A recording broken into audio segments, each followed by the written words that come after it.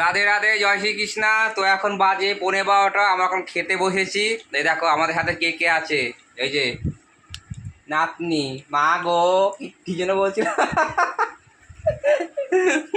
আমাকে খেতে দেবে না এরা, আমার মা গো। কি দিয়ে গিলছে, বিরিয়ানি গিলছে আবার। তা যাই হোক, আমাকেও খাওয়াচ্ছিল, কিন্তু আমি খাইনি, কেন পেট প্রচণ্ড ভার, কালকের থেকে উল্টো পাল্টা খেয়ে যাচ্ছি।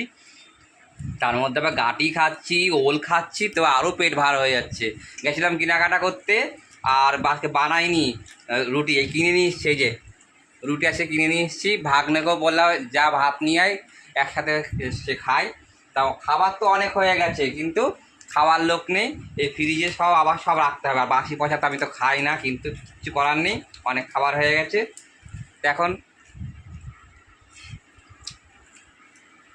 ভাত খায় না, ওই যে ভাত নিয়ে এসছে গুটি খানি, সেই ভাত আমাকে দিয়ে গিলাচ্ছে দেখো।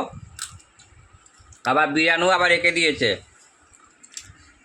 খেতে পারে না, গুটি গুটি কানে। আমি খেতে পারি না আমার মা গো, তবু এরা আমাকে বলে আমার মা গো।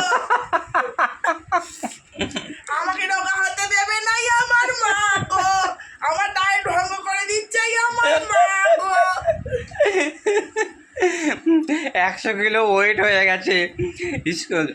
স্কুটি কিনেছে ইলেকট্রিক, তা ওটা টু টু সিটের, কিন্তু ও তো নিজেই মানে 2 সিট, আবার আমরা যদি সে বসি 4 সিট হয়ে যায়।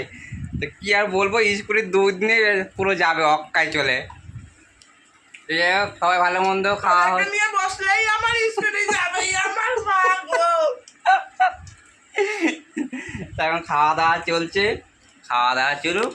বাই বাই, হাই হ্যালো করে এখন গিলতে। আমরা এখন খাচ্ছি আমার মা গো, পরে কথা বলবো আমার মা গো। Good night. কাজে বসতে হবে আমার মা গো। নাটক দেখেছো? Good night.